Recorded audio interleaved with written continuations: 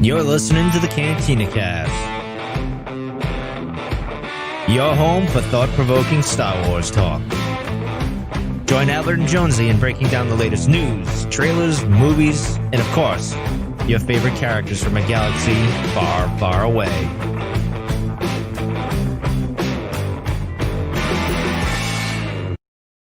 Hello, everyone, and welcome to the Cantina Cast. My name is Albert Padilla, and this is episode 343, Chapter 8, Redemption. We are down to the finale episode of Season 1 of The Mandalorian as part of our summer recap and ahead of the launch of Season 2 here in just a few weeks. So this is the moment we've all been waiting for.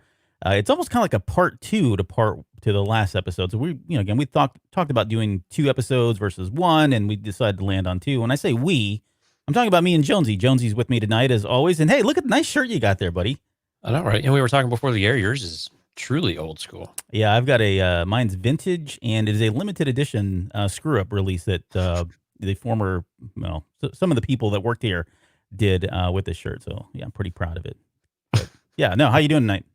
Doing great, man. Glad to be back in the booth here with you and wrap up this season before we start speculating about what we got coming up here. I know there's just a few. I mean, just in 30 days exactly, right? 31 days. So yep, it's gonna be here before we know it. I know. I'm so excited. And although we've not gotten anything outside of the trailer, if you want to call it that, it's kind of like more of a teaser trailer, I think. But since as this recording, we've not gotten anything new. But I would suspect in the coming weeks we should start getting some more, if not another trailer, TV spots and more interviews, behind the scenes stuff, still art, concept art, all that stuff's going to be rolling out here. So we'll continue to weave that into the shows as we progress here going forward. Oh, and think about where we're at compared to where we were last year with the Disney Plus service in general.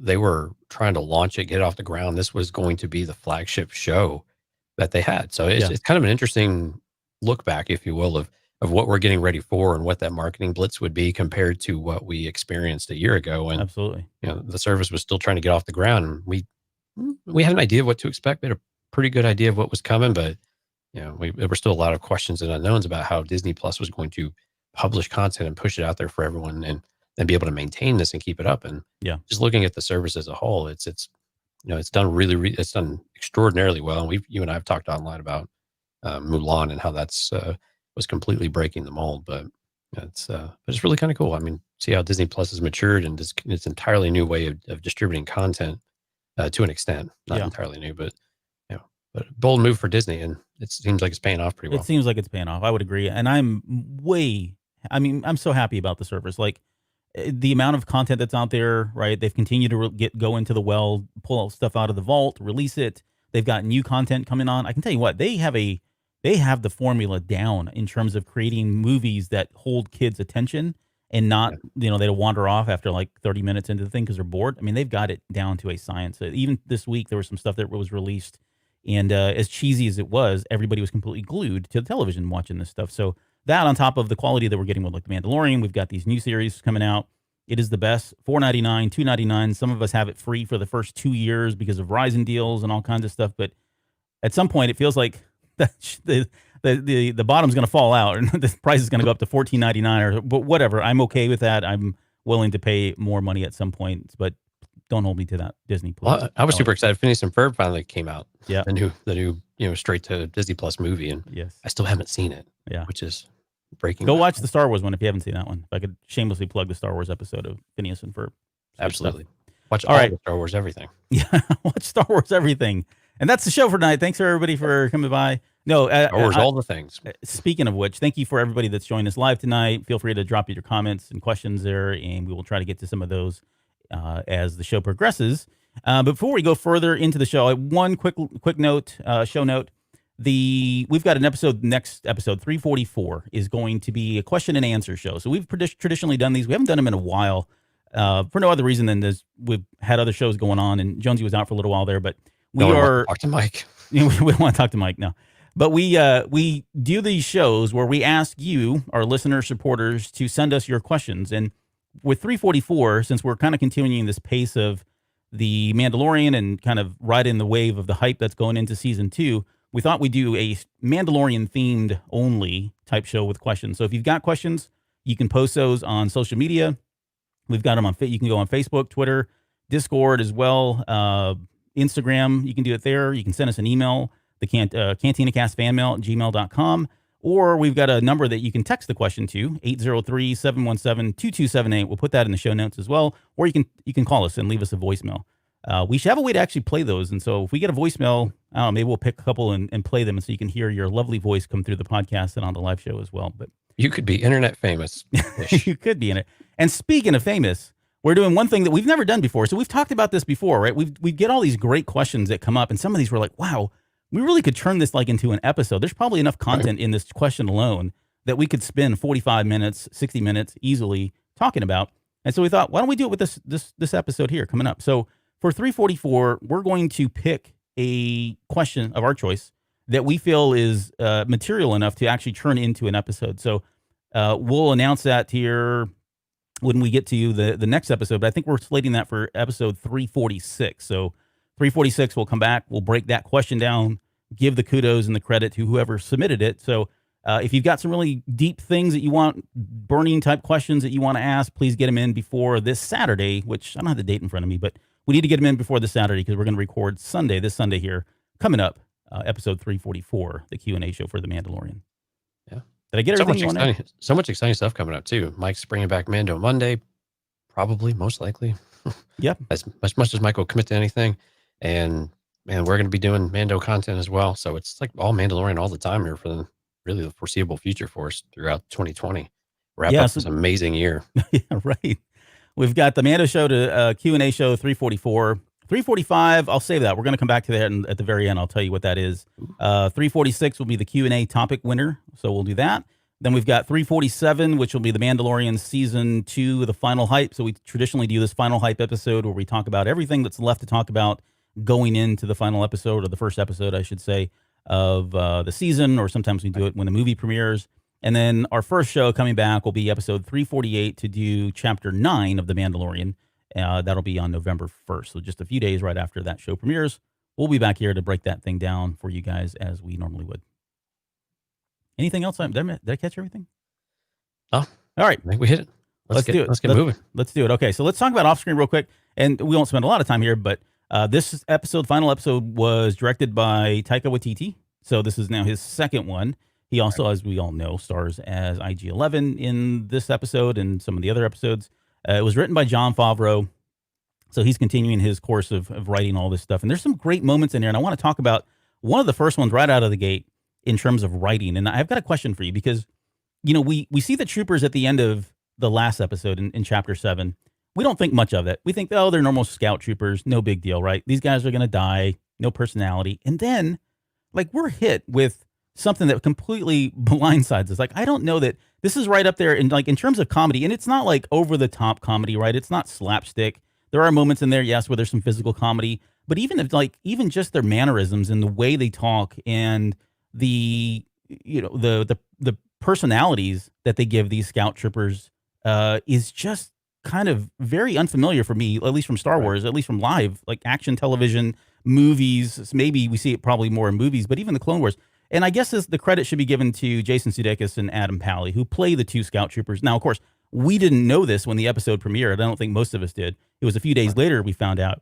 But we can go back and look at that. Like, I wonder, like, it's a great, great scene. And there's a lot of great moments in there that we'll talk about. But how did you feel about seeing the scout troopers portrayed in this manner? Did they hit the nail on the head here, or was this like a little too far? Did they go too far with the comedy? It seems appropriate. You just called it Troopers to start, because that's kind of what it reminded me of, the old fan films. There's some of the original fan films that we had in the Star Wars fandom, if you will. Yeah. So it was very different, and I think the voices really caught me off guard, mostly the first, because one of them's like a Southern type of accent, and you said it's not slapstick humor, but it kind of, there's moments where it kind of feels like it, because we've mentioned this in several different ways throughout the series, where we're calling back to references across the Star Wars thing. Of course, stormtroopers and shooting and inability to aim or hit anything broadside of a barn type of thing. Right. But that borderlined on slapstick for me, to where we had this, clearly making fun of stormtroopers, but really had no real benefit for it, and it just kind of dragged on a touch. But it was so different. I liked it from a change of pace, but what it detracted a little bit from the episode because and maybe because we were going to get into some heavier stuff, it was good to kind of bring this lightness, this light activity from where we left off with Queel, of course. But it was a little out of place, though, I thought. And it made the episode a little uneven from that respect. But I did enjoy some of the odd humor. And of course, this caused a lot of issues with, abusing a child and whatnot more than once. Yeah. But So I liked how show me. I haven't seen it. You just want to see it again. Yeah. We need to check on it. So it was funny, but it was just a little out of place at times. How did you feel about it? Well, I actually didn't mind it at all. I felt it was fine given who they were. I mean, they're kind of the laughing stock, right? Stormtroopers have traditionally been the laughing stock of Star Wars for the most part. They can't shoot straight. They're always dumb. They're easily manipulated with the Force, yada, yada, yada. But to see these guys, and I guess where I was trying to kind of tie this into the writing was, it seems like they were doing a lot of ad-libbing. And if they weren't, I mean, that's some amazing writing there in terms of what Jon Favreau. My guess is he put together some highlights and some fine points, and they just kind of had to hit that. I mean, these guys have been working together for a number of years, right? So they probably may have just ad-libbed a lot of this stuff and probably used they might maybe hit some of the lines they had to hit, but it felt like it was almost too natural. And I love, like, Jason Sudeikis' arm movements, and he goes, I get that. You get that, right? And he's doing these little hand gestures and stuff like that, which are just perfect because he tells a lot. He does a lot with just his hand gestures because we can't see his facial expressions.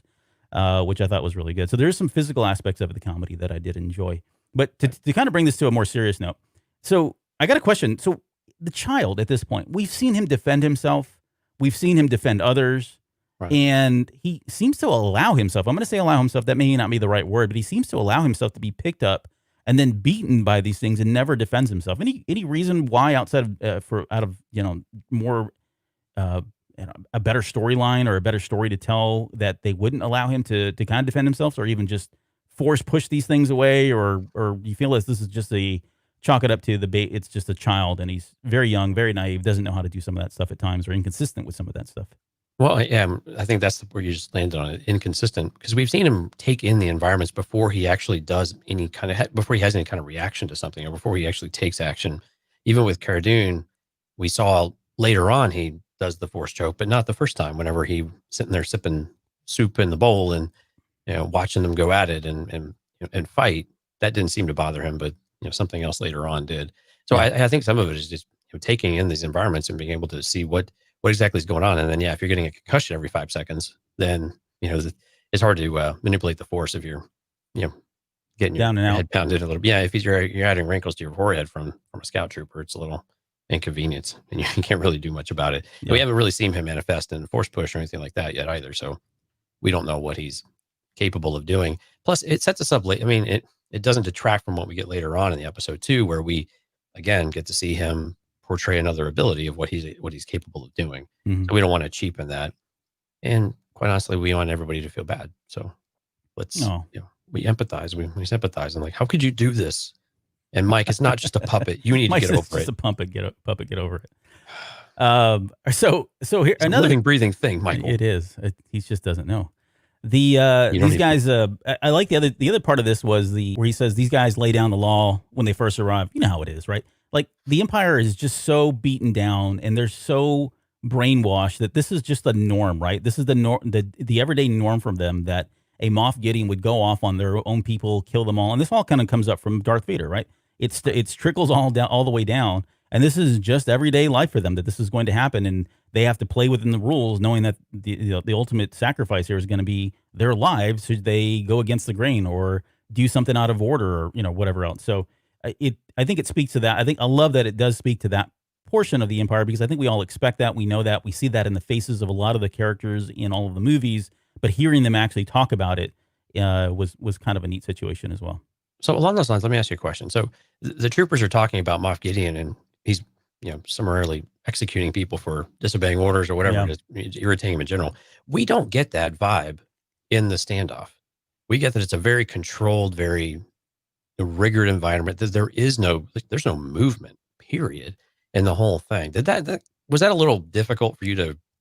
I say difficult. I mean, we're nitpicking again, but did that seem consistent with you? Did that work for you? Of we're getting commentary about what's going on. Was that more for the humor aspect of it, Or did Yeah. you really get an idea like this is what Moff Gideon is really capable of doing and is doing? Because I didn't. So I think, that's a great question. I think for me, it's probably more humor. Now, Yeah. does that come out in season 2? I don't know. Did we get enough of Moff Gideon to make a judgment as to whether or not that's really who he is? I would say the only thing that we got that kind of lends itself to that behavior is when he's talking to them, and I don't want to jump ahead here, but when he's talking about, hey, Grief Karga asked him, "How can we trust you?" And he's like, "Well, if you were asking if you can trust me, you cannot."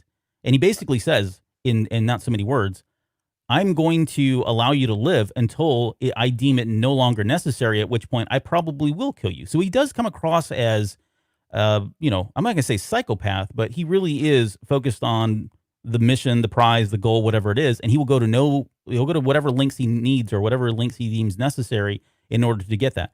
Does that mean he would probably kill his own folks? I don't see why not. I mean, there's a million of these guys, and yeah, maybe the Empire's not around anymore and things are totally different, but again, he's old Empire, if you will. Right? I don't know if that's really a term that we can start using that, but old Empire, where he feels like that is just the natural order of things, and these guys obviously feel that way. They kind of believe it. So I wouldn't say I would put it past him not to do that. But to your point, he doesn't really come across that outside of that one thing that he says to his adversaries, not to his own troops and his own people. Right. Yeah. Yeah, because they know he's the take no crap kind of guy. Right. I mean, it seems like they all are very clear about that, and they don't want to do anything to cross them. But yeah, I viewed it more as humor as well, which again I thought was just more consistency of the more the feel of the show than the writing or anything like that. It doesn't detract from it, but it's just kind of this uneven start to things a little bit before we get into the really heavier things. Stuff. Yep. But again, I think that was a bit important to raise up, get some of that levity early on, because otherwise we are really going kind of down this darker, more difficult hole that we ended up on at the end of the reckoning. Yes.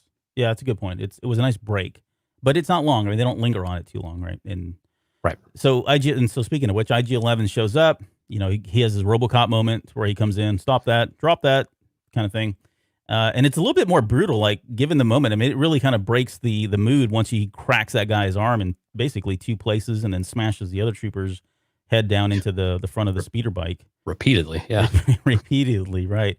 And I guess the question is, like, these nurse droids, I mean, they're programmed to protect, but to that extent, I would think that there's got to be some kind of residual programming still in IG-11's former self, right? I mean, he says I've been reprogrammed, but then later on, we know that he's willing to self-detonate, and because of his original program. But so something right. in his DNA or something in his programming data, whatever template, still exists because he's got these really violent tendencies. I doubt every nurse droid that's out there nurturing a child in Star Wars world has the ability to go smash people's faces in and break arms. But I have this mental image of the Jetsons. And do you remember what was the robot's name? I can't remember her name. I know. She's got the little maid outfit on, and she looks like a toaster. Yep. I keep envisioning that character coming out and being able to, do all these things and protecting the Jetson kids and the dog or whatever. And yeah, right. But it was I think you're right though. I think there's what Queel did. He had to take the existing central processing unit and everything else, basically the brain, right? Yeah. And so he still is using the same core for everything. He's just manipulating it and altering it a bit. I mean, considerably most likely, but at the same time, it's not. He didn't go and completely rewrite everything. He had to go in there and basically rewire and reconfigure what its primary processing and primary responsibility is supposed to be. Yep. But like you said, we later learn that there are still core programming elements that are still underlying everything that the droid does. Although he seems able to manipulate kind of that, what that primary objective is of what fits the environment, which I thought was kind of interesting to see how he was moving that target around to say, well, I can still achieve my goal if this happens. Then I can move to my secondary. And yes, thank you, Stephanie. Rosie was the name of the droid from the Jetsons. The Jetsons. Ooh, right. Man, that was going to sit with me all night, honestly. So appreciate that. It was me too. Yeah. Now I'm trying to think of who all the Jetson kids were. Yeah. And let's just not go there. Right.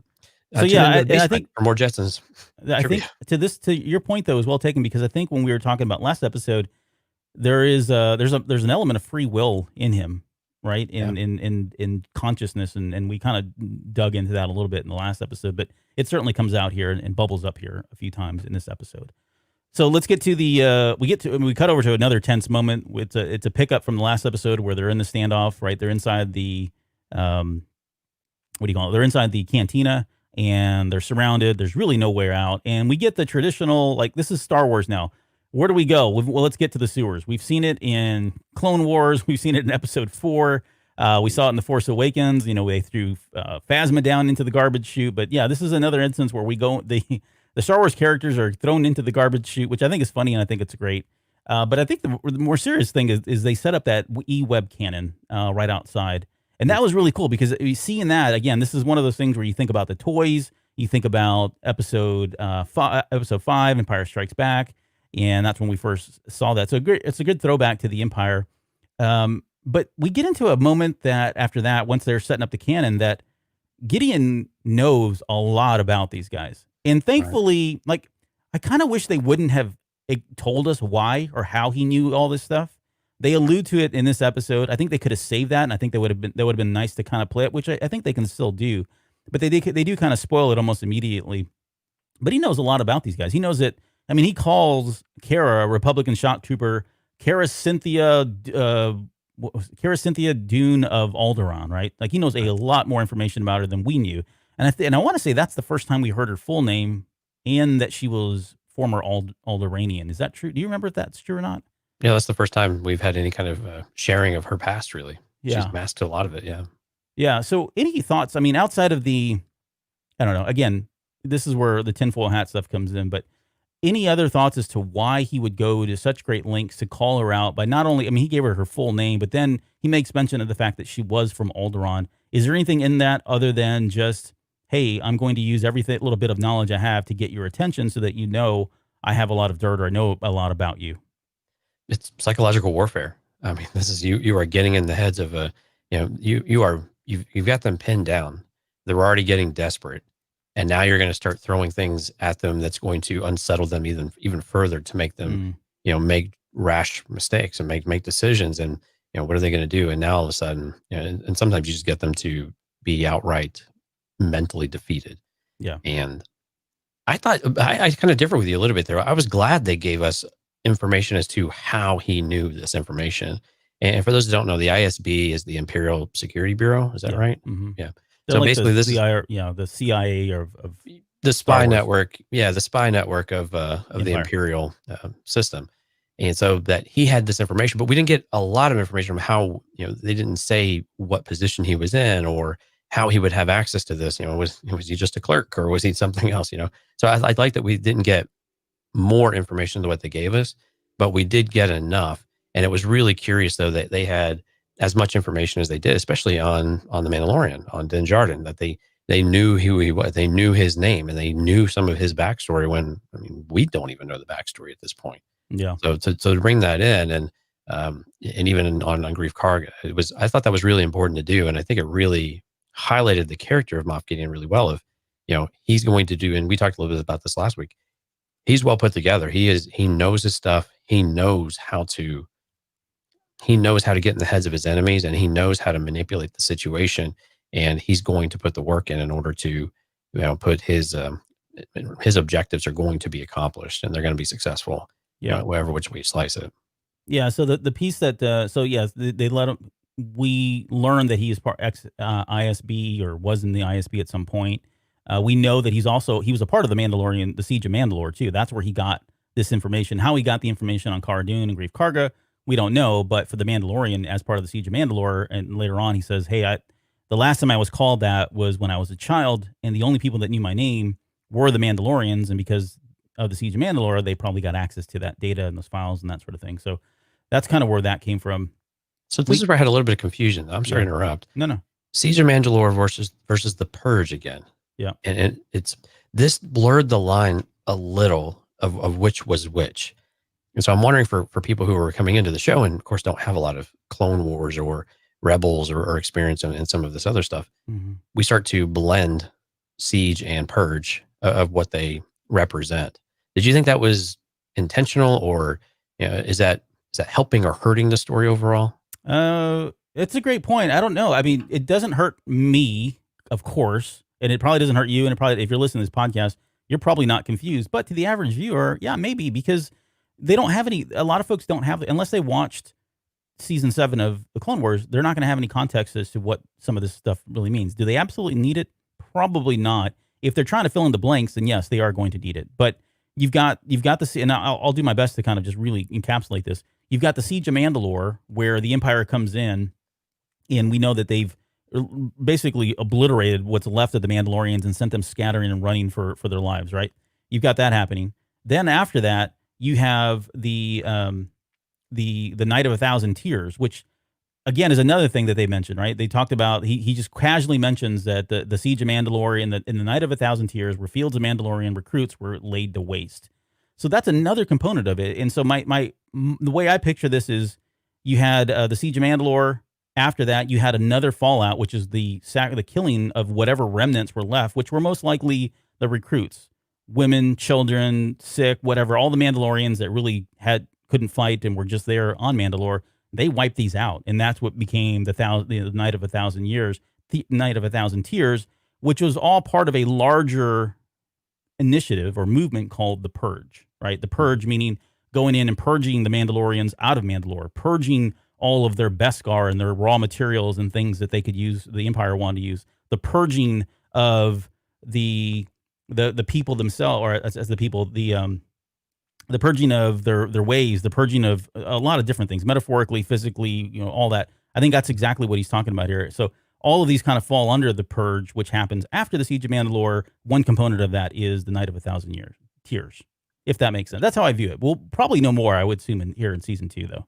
No, I think that's very helpful. Yep. I have more questions for you, Albert. We'll save them for episode 344. No, I'm kidding. So another one around, we were talking about the storm drain, or the sewers and whatnot before. So there's a comment that, he needs to find the Mandalorians, and they're in the sewers. We just need to get there. And he makes a comment about this a little bit later on too, when they're down there, that they need to find them and that they'll help get them to safety. Yeah. Again, when we last saw the Mandalorians, they were exposed. They had come out. They rescued him and the child. They gave him cover as they went away. They knew they were going to have to relocate the covert. Right? Were you surprised that he still presumed that they were still there in any kind of numbers or any kind of, representable faction? Or, because that surprised me a little bit. I was like, well, last we saw them, and it's been a while since he's been here. Why would they still be lingering around if they already knew that their cover was blown and they needed to relocate? Yeah, so I was a little confused why that came up and why he would think that. Right. So I think, I honestly, I think it's just him and his, I don't know what a good word to use here, but I think it's him and maybe his undying trust or belief that the Mandalorians are going to rise above whatever comes. They've lived for thousands of years. They've survived everything. They've survived the Purge. They've survived the Siege of Mandalore. They've continued to live, and even though their numbers are dwindled, they're a strong race, strong creed, strong people, that there's no way the Empire was going to come in and do this to them. And I think that's why there's so much shock and disbelief for him when he sees that, and why he's so, at that point, like, he's completely dedicated. He says it 3 or 4 times. Once they see the armor, he keeps saying, I need to stay here. He's like, my duty is here. He didn't say this in so many words, but he says, my duty's here, right? I need to stay here with her. We've got to fix this. We've got to rebuild. Because I think he's in shock. I don't think he was anticipating that the Empire would show up in the forces that they had to have shown up in order to decimate the Mandalorians, to the point that we see that they've literally had nothing else, no recourse but to pile up all of their pieces of armor into a big pile and start melting them down for scrap and that sort of thing. So I think that's really all it is. I think he just really kind of felt like there was no way that this could have happened. They've got to be down here. They're the only ones that can save us. So they've got the power. They've got the ability to do it. And yeah, big shock and surprise once that happens. Right. So from this point, we get into that line we talked about earlier, where Gideon's telling him, "Look, you can't trust me. I probably will kill you, but right now, I'm going to let you live, and that's the best I can offer you is you get to live." And he's doing this because he doesn't have the child, right? IG-11 has picked up the child. He may have been told at one point that they had the child. My guess is not. Otherwise, he would have just killed him. But he needs the child. He knows he can't kill them, so he's going to hold off. He tells them, I'm going to give you until sundown to make a decision about what they want to do. Excuse me, I'm drinking coffee way too fast. And Grief Karga wants to fight it out. Kara wants to run. There's a question here. I didn't get a chance to see it. Yeah, it says, is it Jeremiah? Yeah. Don't know if you guys take a request, but can we talk about Cara Dune mentioning Mind Flayer in the bar? Very interesting, y'all's thoughts on this. It's funny you should bring that up because I put that in the show notes. So the Mind Flayer seems like a kind of a throwaway reference at first. And it was not long after that, as you start to think about it, like, where would the Mind Flayer be? What is this they're talking about? And the only thing I can think of is Rogue One, right? And I put Borg Gullet, and I was going to do the whole voice, but I ain't got time for that. But Borg Gullet, which is a Marian, that race of Marians was used in Rogue One. And on the surface, it feels like, okay, well, that makes sense. They call that thing a Mind Flayer, right? It's able to read minds and do all that. And we saw what it did to Bodhi in Rogue One. But then I started thinking, well, what if for some, the Mandalorian's not above flashbacks, but if Cara Dune knows about it, maybe there's an opportunity here for them to kind of throw back to Rogue One and bring some of those characters back, or maybe not the rebels themselves, but could she have crossed paths with somebody like what's his face from Rogue One? Cassian? What's Cassian? that? No. Well, I guess Cassian's possible as well, but I think he was too undercover for that. Oh my goodness, I'm drawing a blank on his freaking name. Alderaan, dude. Alderaan, dude. Yeah, Alderaan. Thank you. Alderaan, not Alderaan. Alderaan. Alderaan. Somebody help me out. My goodness, it's been a long day. But anyways, I think there's an opportunity here. Saw Gerrera. Thank you. Okay. I don't know why I couldn't think of the guy's name, but People Saw are Gerrera. screaming at their radios right now. Guys, I know. come on. That's Saw Gerrera, you idiot. Yeah, no, Saw Gerrera. Thank you. We've only done a few shows about him before, but yeah, I'm thinking, what if there's an opportunity for them to show that she at least paired up with him or did something with him, and that's how that conversation, or that's how she has that knowledge. But I do find it's interesting that Grief Karga talks about it as being a myth, that it was just propaganda that was used during the war, and that there is no such thing. So, I mean, we've seen it in Borg Gullet in Rogue One, but it does exist. So, right, and we know the Empire is all for interrogation. Whatever way they can get information, they will go do it. Whether it's synthetic means or, what we saw with Saw Gerrera, we know those things exist in the environment. And one thing is very clear: Cara Dune is terrified. Yeah, she is a mess. Like this entire sequence, she is a mess. She is losing her cool. She is afraid of being caught. She would rather go out guns blazing and be taken down that way than any other way. She cannot be captured. So she is absolutely just horrified of being caught in this. And she is really losing her cool, which is really surprising because we've seen her we've seen her want to turn and run a bit when the odds were against her, but this is a whole new level of it, of what we would expect from her, a rebel shock trooper. And she's very intimidating and usually got her stuff put together. But now all of a sudden we've got this side of her that's like, wow, I mean, she's got some baggage there that's really coming to the surface now with this situation. Yeah. And so at this point, it's Mandalorian that says, hey, this is Moff Gideon, and it can only be Moff Gideon. He explains why, and she's like, yeah, I thought he was killed for war crimes. So there seems to be some miscommunication or a myth there in terms of what happened to him. So maybe he faked his death. We don't know what happened. There's probably a good story, interesting story there. And we get our flashback. So we flash back to the final flashback of the season 1 where he's being rescued. He gets put in the bunker, and the parents, we hear an explosion outside the gate or the shelter. It opens up. There's a B-2 battle droid there. Meanwhile, we've got all kinds of stuff happening. We know this is happening during the Clone Wars. We've already seen some of this stuff. And this isn't the first time we've had a child go down into a bunker of sorts. We had Luke and Leia that were put in hiding. We've had Jyn Erso, who was put in hiding. We've had Rey, who's been put in hiding. Now we've got Din Djarin as a character that's been put in hiding. But I want to ask this question because do you think there's any chance that his parents are alive? Because not that I don't know how this would play into the story, whether it's important or not. But when they pull out and they're going up into the air and the camera's pulling out and pulling back, and you can see down below, you don't see the parent's body anywhere. And I'm just wondering if are we meant to believe that they did in fact die? Because at this point, if they did live, there's no way they would have found that child. My guess, right? Right. The Mandalorians took off, went back to wherever they go. Yeah, well, I mean, from a story aspect, I don't think it serves any purpose for them to still be alive to reconnect. But no, I don't think there's any way. I mean, clearly there was a pretty intense explosion very quickly after they left that. So it works better if they were killed. Yeah. Because again, as a foundling, otherwise, I'm guessing they'd have to return him, to his family. I mean, that seems to be the Mandalorian creed. If you have someone to go to, it is your duty to then send them back to where they come from in some way. And we'll get to that a little bit later here with the quotes that we had, of course, that resurfaced in the trailer. But yeah, I don't think there's a need to reintroduce them into the show. They, his path as a Mandalorian and taking the creed and all of that is what matters most here. Right. And that's what we really need to zero in on and focus. Yeah, and I had another question in there too about whether or not he was special in some way. Why would they hide him? I think any parent would probably try to hide their child naturally, but it seems like there were other parents just running around with their child, dying with their child, but they were intent on hiding him. So again, I'm not advocating or spreading rumors, but I just thought, well, maybe there's something special about him. Maybe he's force sensitive. No, I'm kidding. I'm not. Oh, he's boy. not. He's not. He's not. Maybe he is. I don't know. We'll see. The other question I have, though, getting back to The Mandalorian, and this was a hot topic once this episode came out, because I think up until this point, we were going back and forth and debating on Twitter and Reddit and everywhere else about what is a Mandalorian? What does it mean to be a Mandalorian?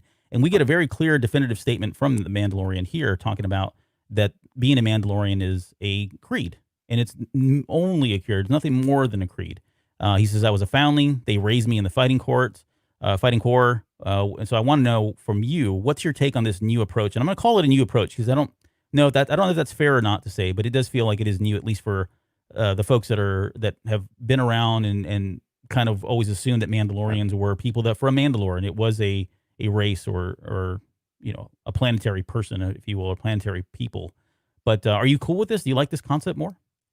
Yeah, because I think this aligns with what we kind of grew up with in the expanded universe and in the legacy way of, in those stories, the Mandalorians were a nomadic type of culture. Mandalore was wherever they concentrated their numbers, and they adopted this planet and this environment, and they would congregate. And if something happened there, well, they'd go and move on. And the idea was that, they would bring people into the tribe that they trusted in order to, to adopt their way of culture. So I think this aligns very closely with what we're used to. And I like it a lot, because I think this is exactly what you and I have been talking about this entire time, is that it's definitely not a race. It's definitely not this other thing. It's more of a culture. It's a way of life, and, not removing helmets and the symbolism and the importance of the what's it called on the arms. I'm trying to blank. The insignia or the signet? Yeah, the signets. Yeah. I mean, all of these things, these are cultural type of things that we see throughout our own culture. And so I think this works perfectly with all of that. And I think it's great. I mean, because these are the things that you can learn more about, and they can tell us later on why these things are so important to the culture and why they matter so much, and why, just why. And that's the part we've always enjoyed about Star Wars, is that there's always deeper meaning into some of these things. And now we have this opportunity to say, yeah, it's not, it's not even just taking the oath type of thing. Yeah. It is a way of life. I mean, this is the way and all of that, right?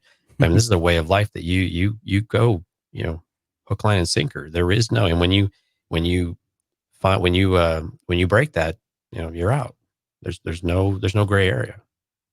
Yep. There's and from this point we get into a lot of action. I mean, we just had the Mandalorian flashback episode, the flashback piece of it. Get that, but this is where IG-11 comes kind of racing in on the speeder bike. We get the moment where the child is sitting there smiling, and it's a great piece. But I mean, he comes in guns blazing, and I don't think we've ever seen anything like this. Like, this is another level. We talked about this early on when we talked about the very first episode and seeing how an IG unit works and how it attacks, and just being able to see that in I guess in reality, if you will, right, on live television or television itself, or movies. We've never really seen it because IG-88 didn't really do a whole lot on the screen. But this is a whole nother level, like him coming in on that speeder bike the way he did, and being able to turn his torso. He turns to protect the baby, head turns back around, the arms flip around. I mean, just very, very versatile in terms of how he attacks.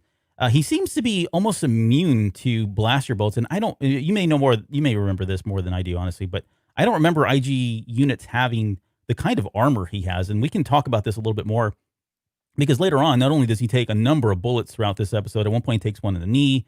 He seems to shake that off, but then he starts walking in lava at the very end. But this is a pretty stout droid. And I wonder, is this part of is this a different type of IG unit? Is it a different type? Is it Beskar? What kind of armor is this? Is this something that Kuil did that modified him in some way that he'd be able to take this kind of a punishment? I don't. It really doesn't matter at the end of the day because I think it serves its purpose. He comes in, he saves the day for the most part, but all hell breaks loose, right? He comes in, does that. That gives him the opportunity to start opening fire as the Imperial troops are scattering. Cara Dune starts opening fire. Mando comes out. I mean, it's one of the great moments, I think, in the series with the way he just kind of comes out, mission, fully focused, doesn't even look at the guy to the left of him, punches his face out, takes bullets, kicking people. It's great stuff. I mean, I really love this action sequence. It's one of my favorites in all of the series, next to the very last one of this episode. But give me your thoughts on all this whole thing and how it's playing out. Yeah, I liked the consistency we saw in the chat earlier. We had the methods of how IG is going to work with what Kuil did, which I think is an important comment to make. But we see the similarities with like you said, right at the beginning of the first episodes where we saw him in action. And I think with some of the armor and things like that you're asking about, it makes sense why they would be more reinforced. It's not necessarily an assassin droid for stealth. He's kind of like a miniature tank of sorts. So it makes a lot of sense that he has all of these ability to shrug off some amount of blaster fire, especially from from E11 blasters and things like that. I think those are standard types of things. Heavier repeating, those the heavier military type of things, very different. But I did like that he was able. He did take damage. He took damage in the knee. It did affect how he was able to operate. He couldn't walk as effectively. He had to reroute power and all the things that we see that. Even when you have damage, somehow if you reroute power, everything's fine. But just reroute the power. Yeah, I did the power coupling thing, and everything went green on the display, and we're cool. But I thought, those just go to the character that these are unique droids for the most part. They are not. While IG units are a thing, they're. I don't think they are mass produced in any kind of way that takes away from that special aspect of it, because they are heavily invested in order to do this. And that their ability to learn and we saw this in the IG-88 comic, his ability to, think and completely plan ahead for when he lost his head, literally, to be able to reunite and all of that is second to none from any kind of droids that we've seen, including the ones we cherish the most with 3PO and R2. But so I like it. And I think that, again, he was like the cavalry. And he's like a one person, one droid wrecking crew. Which is so much fun. And you're right, it inspired the whole group all of a sudden that everything was possible. And let's, this is our last stand. Let's make the last charge. And, for a moment there, it kind of looked like they were going to do it. Yeah. And I think this was a defining moment for the Mandalorian too, right? For him to kind of completely go 180 in terms of his viewpoint, at least for this droid. This changes perspective. Like he had another level of found respect for him. Well, he was trying to tell IG-11 to go. Like, no, just go away. Yeah. Well, and he also wanted to know what he did to Kuil, right? He was kind of accusing him, like, what did you do to Kuil at first? I think it's all of this stuff, right? The fact that they end up fighting together and he saves him and that sort of thing, it all kind of helps turn this. Because at the very end of this episode, make no mistake about it, IG-11 calls him out for being sad. And he's like, I'm not sad. And he's like, yeah, you are. I'm a nurse droid. I can sense it. So, he definitely comes around to this idea. Wait, IG-11 is force sensitive? Maybe. You heard it here first, folks. IG-11 is force sensitive. No, he's not. But it definitely, at this point, from this point on, I think the events that occur are what finally help Mandalorian come around to liking droids, at least for IG-11. I'm not going to say across the board he's all in on droids at this point. That's still to be determined when we see season 2. But this definitely helped a lot. And he goes in that action sequence, he picks up that E-web thing and fires it. And the nerd in me that knows a lot about this thing, because it was in the RPGs in the old days, you can't pick that gun up with a single person. It weighs it's too much. It's too heavy. Right. But okay, it's the Mandalorian. I'll give him credit for it. Gideon takes him out by hitting the generator, shooting the generator, blowing him up, which I thought was pretty ingenious. Work smarter, not harder. Exactly. And I kept watching. Every time I've seen this, I keep looking to see if he's got the Darksaber hanging on his belt, and we just didn't see it. And I never see that. So it's not there. If you can prove me wrong, please do so, because I'd love to think that it was there the whole time. And I have a question for you. Yeah. God, I've got so many questions. So Gideon shoots him in the back. I took that as just an attention getter, like, hey, over here type of thing. Did you He wasn't. Do you think he was intentionally? He thought he was going to hurt him or kill him or something I like don't that, know. or was it really like a, "Hey, I'm over here. I'm gonna Fight me, It- farmer kind of thing. right." Yeah. I don't know, but I'm with you because, and the only reason that the other piece of it that makes me think that it was a attention grabber was because the way he fires the weapon, it's not like it's almost like a little, hey, come over here, look over this direction. It's not like I'm trying to take you down type attack, right? And there's nothing else beyond it. He didn't fire a number of shots. He fired one single shot to the back. You could chalk it up to just the choreography. Maybe the timing wasn't right or whatever else. But I get what you're saying because I did at one point, and I still probably have this thought as well, is that maybe it was just to get his attention. Maybe he wanted to fight him or lure him out. I don't know what his intentions would be at that point, but it didn't seem like it was, again, a one-shot kill type of initiative or move. Right. I mean, he was stone cold. I mean, he knows what he wants to do. He's very calculated. So it just Mhm. seems to make sense to me. So they eventually retreat back into the cantina, unfortunately. Gideon says he wants him burned out, which, okay, so they know that they have the child now. And this whole time he's been trying to get the child. So now they're in the cantina. So Gideon's fine with this flame trooper coming in and torching the whole place. So either he's okay with the child being dead at this point. Maybe it is one of these, doesn't matter if it's alive or dead kind of things. But I don't think burnt to a crisp was a condition that whoever wants the child would want the child in. It's But a sure way to destroy DNA. It I'm definitely is. assuming midichlorians can't survive They fire can't either. survive fire. Yeah, that was shown and proven in The Last Jedi. But no, I'm kidding. I don't know if that's true or not. But yeah, he goes in and decides that, he calls in the flame trooper. Now, don't get me wrong. I think everybody's super excited to see the flame trooper because we've seen it before in the video game.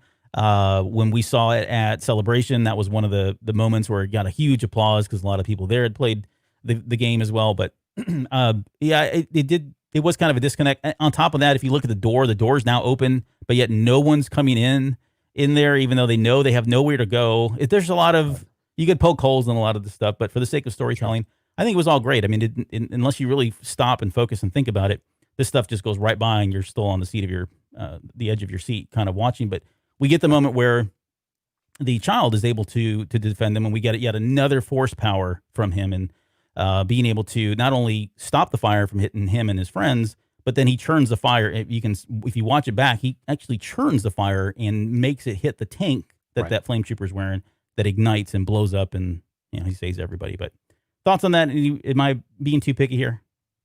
No, I mean, all those same thoughts ran through my head. If it's a lot of, again, we've had this inconsistency again with the child of alive, dead.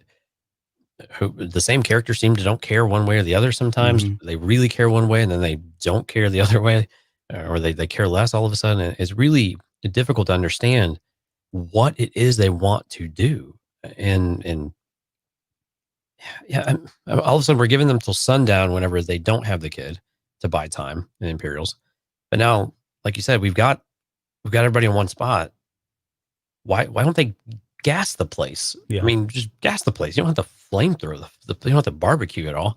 Just gas it. Knock everyone out. Jump in the TIE fighter that's parked right there. Yeah, pew the ceiling off. I mean, yeah, whatever. pew the whole thing off. So yeah, it's just inconsistent. I don't understand that. And it's entertaining, right? We have to reground ourselves. This is entertainment. This is suspenseful. It gives us this opportunity to see the child again manifest something where he all of a sudden feels comfortable, where he can raise his hands and say, I'm going to do something again. Yep. And it was pretty incredible that someone that young, finger quotes, is able to just kind of know they can do these types of things, which again, it continues to kind of eat at me just a touch of what these instincts are, because we haven't really seen this where these instincts come across so clearly and so articulate in some ways, and so like that he actually knows what he's capable of doing.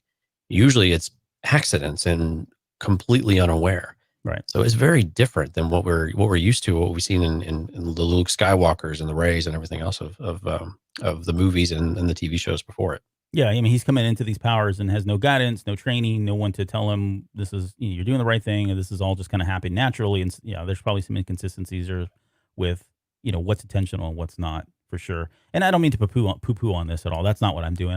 I'm asking these questions because, again, we break this stuff down and think about it like, why wouldn't this have happened? Why didn't that happen? And so maybe you had the same thoughts or not, but again, the storytelling, I don't want to bury the lead. The lead here is Baby Yoda has another force power. This is where we get to see it. It's freaking cool, and he saves everybody, which is awesome, right? And that plays a little bit later at the very end when he says, "Take care of this child," or he says, "I think," or "This child's going to take care of you." We're seeing that right here in the scene, and that's Right. kind of why it's important and why it's here. Right. IG-11 gets left behind. Cara Dune doesn't want it. She tries to take the helmet off. He says, "No, I can't do that." And IG-11 sprays the Bacta on there, which I think is this the first official time that they've ever talked about Bacta in a live action stuff, whether it be a movie or the Mandalorian? Because I can't think of an episode where I can't think of a movie that they've ever talked about Bacta. Specifically, that might be true. Now, in Clone Wars, in animated books, yeah, it happens all the time. They talk about it all the time. And of But course, we've seen Bacta yes, because we've seen it in Rogue One. We saw it in Empire. Yep. You know, we've seen it in a variety of ways before. Yeah, that might be. It might be all the other content we've actually heard because Bacta was a huge thing. They had the Bacta Wars and everything else, right? mm-hmm. Back in the Legends type of material. So there was a lot of it back then. But yeah, I think you might be right. It might be the first time we've actually called it out. And if someone else has got an example where we're wrong, I'd love to remember what that was. And before Bacta, it was called Koltov. All right. Anyways, but oh, nerd, come on. The history of Bacta. That's going to be the next episode here. No, we're going to. So they get into the sewers. IG-11 blows that, and that's where we get that line where he's talking about, "Hey, we need to get to the safety." Well, I kind of skipped over the I guess maybe the more important part, right? IG-11 tells him that I need to pull his helmet off, and we hear him say that I'm not. He says he's not a living thing. IG-11 says I'm not a living thing, and so therefore I'm not breaking your creed by taking this helmet off and applying the Bacta that'll save your life. Again, I think this goes against IG-11 saying he's not alive, but I think there's plenty of evidence that proves that he has some kind of sentient being in him, or he is sentient in some way, more so than most droids, and maybe not me. That's probably not fair. I think we have a number of examples in Star Wars where these droids are truly alive, right? To more so than the gonk droids. There's different levels of real in personalities when it comes to droids, and I think IG-11 is kind of up there. He's getting up there now with the reprogramming and his acts and behaviors to the level of somebody like maybe not C-3PO, but he's up there, and I think he is considered to. I think we would all agree that he is alive and he's not just been reprogrammed. Yeah, absolutely agree. So at that point, they finally get into the sewers. Mando's like, "Hey, we got to get to the Mandalorians. Are the only ones that can save us." They finally they run across the pile of Mando pieces, and come to find out the armor is still stuck around. Now it was kind of shocking to see that, because the first thing I thought was, wow, are they all dead? And we get confirmation that some of them got away. Right. We know that some of them got away, but she decided to stay behind because she needed to clean everything up. And I think for her, what's that? Salvage what they can. Yes. Yeah. I mean, someone has to do it. There's so few numbers. They have such limited resources after the purge that it does make sense that someone would stick behind to gather all this up while everyone scatters. And hopefully she'll make it out.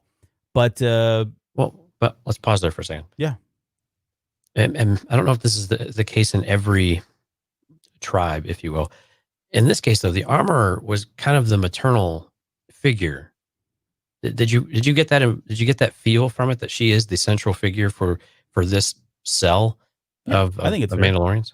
And I think it's fair, but I also think they're more than. I don't believe they were all from the same clan. I think they are scattered clans that have all come together, and they're working as this pseudo kind of clan. Right. Because some of them had the Death Watch logos, and he gets his insignia, right? And she says, you guys are a clan of two.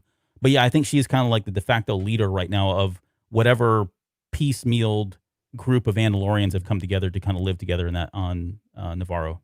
Well, and then the other aspect of it that I was thinking about, her set of skills, the armor, blacksmith, however you want to call it, seems pretty specialized and pretty important to the culture, given that weapons are their religion, their armor is so important to them. And to be able to do these types of things takes quite a bit of skill and years and years and years of practice and service.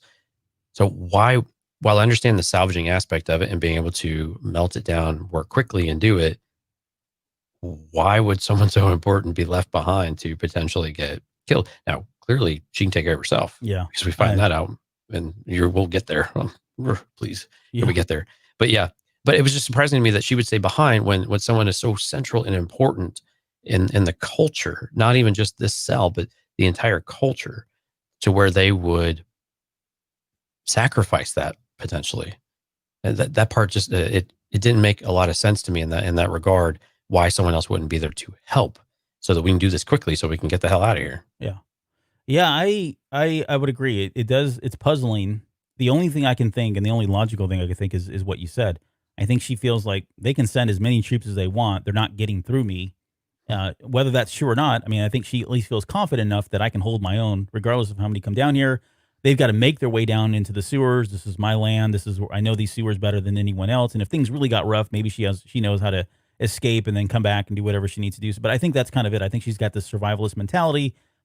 She probably feels like she's untouchable.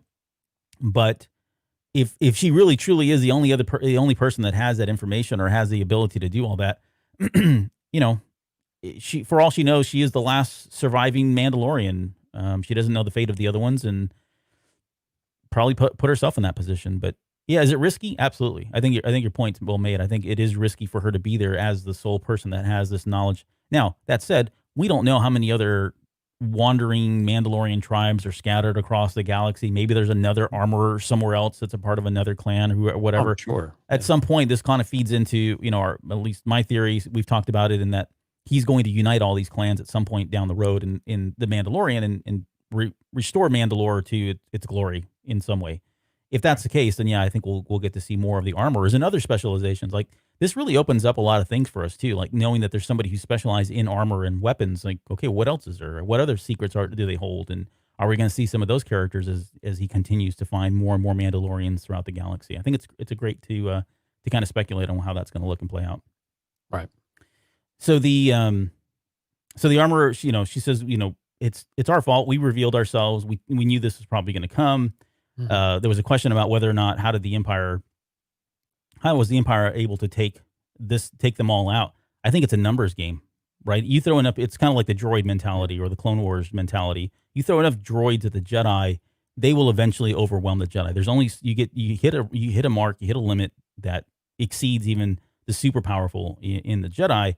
Maybe not Anakin and Obi-Wan because they were never in danger, but for the most part, I think you kind of do hit that point. So it's probably like a Zerg mentality where they just rushed him with a number of stormtroopers, and we don't get to see that, but we definitely saw the results of the number of the Mandalorians that fell at that point. Right. She's really interested in want to know, like, show me this, and this is a pull. We get to see this in the trailer. They lift these next lines up here, where she says, "Show me the one whose safety deems such destruction," and she's really curious as to why all this has happened because of this one small, innocent little child here. And that's when he mentions that, hey, this is the one that also helped me with the Mudhorn. And she's like, oh, this is the one. And immediately she goes into creating the signet for him, which you kind of, as she's talking, you can see her in the background kind of creating it. But she already had it ready for him, though. What's that? Guess she already knew he was going to do it because, it's your design it. Yeah, again, storytelling. But maybe they just had it. Like, you get to pick one of the 10 different signets, and it just happened to be this was asked to me. She just knew that this was already decided. The signet is already decided. He just has to accept it. Right. I like that idea. Like, she made the mold as soon as he walked out the door. Like, yep, probably he'll be back. I'll make that get it proactively ready for him when he comes back. But she says she says, show me the one whose name all is deemed such destruction. She also says its species can move objects with its mind. Now, is that her just speaking? Does she really know something about the species of the child, or is she using species to talk about the Jedi in a way that we don't normally hear people talk about the Jedi? Or is this just like old talk? Like, for the Mandalorians of eons ago, a species was classified as a particular race of a being or a particular faction or creed of people. They called it the same. It's all kind of the same thing. I think that's the case. I mean, because she also calls it reunited with its kind. Mm-hmm. And she is definitely talking about Force sensitive or Jedi or whatever you want to call it. Yep. So I think that's definitely that's how I'm going to interpret that, is that she is definitely equating this to like beings that have these abilities, less so than the actual species. The species actually comes to the kind and things like that, rather than literal, that it's a green thing, whatever Yoda and company are actually whatever they actually are. Yeah. But I think that makes sense. I mean, and it ties in directly with what, when you have to go reunite them. And why? And again, this is where it gets really interesting. Why would I reunite them with enemies? And Yeah, he this is asks, where, like, he says, is the child an enemy? And she's like, no, he's not. But the formers were. She considers the Jedi to be enemies of sorts. And so I think that's going to play into season 2. If he runs across another Jedi, whether it be someone we've never seen before or Ahsoka herself, I think he's going to come in on the edge, or at least with his defenses up, because he trusts the Arbor. She is the knowledgeable, and she is the de facto leader. He has every reason to believe her, not this person that's wielding a lightsaber. Right. Yeah, exactly. And not much to say on that one, but but that's just, it just makes so much sense. But that doesn't, like, why would you reunite them? And again, it goes back to the creed of what they believe. This is their core value system of when you have rescued something, no matter what it is and what the circumstances are, if its kind exists, you are the caregiver. You are and she says this, you are effectively the father of this little one. And it is your job as custodian of this child now to reunite it with the ones who it has, because they exist. And so this is another conversation I had. Why would you reunite them? Because he was a foundling, and if you're a foundling, aren't you just a foundling? And then you go through the training, and then you decide whether or not you want to adopt the lifestyle. And I viewed it more as, if they exist, then the Mandalorians have a responsibility to attempt and give them the option to say, would you like to go home? Rather than just say, like the Jedi, like, no, you are ours. Yeah, you're ours. Yeah. Yeah. Property you of the need to Jedi. be trained. Yeah. You are too dangerous effectively to not be trained effectively. So it was just an interesting take, and a very contrast type of way of thinking compared to what we have experienced with the Jedi and how they accumulate younglings. So at this point, the question I got at this point is whether or not the series, are they defining the series like as a whole here? Because she says it is a foundling. She declares it a foundling, right? And that for a Mandalorian means something. It means more than just you found a child. It means servitude. It means fatherhood, like she says at the very end. Right. She says, he says, you wish me to train this thing. She says, you must reunite it with your own kind. He expects me to search the galaxy for the home of this creature and deliver it to a race of enemy sorcerers. She says, this is the way. And I'm wondering at this point, she says, by creed, until it is of age or reunited with its own kind, you are its father. This is the way. So it kind of just, to me, they're defining what the series is going to look like.